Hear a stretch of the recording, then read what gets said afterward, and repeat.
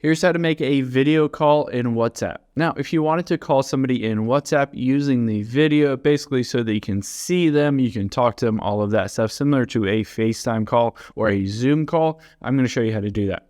So the first thing you're going to do is hop into your settings because we want to make sure they have permission to use your camera and your microphone. So let's scroll down and find WhatsApp, should be at the very bottom here, and go into that.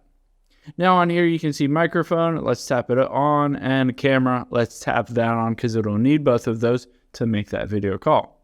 So let's hop out of here and now we'll open up WhatsApp. Now on here, there are a couple different options you have. One is in the chat, you can just go into any of these conversations and hit that little camera icon at the very top right, that recorder icon. You can see I have the option to either call this group, or if it's a single chat with an individual, you can call that one person. Now another option, let's go back here and tap on calls at the bottom left. And now you can tap on that plus at the top right.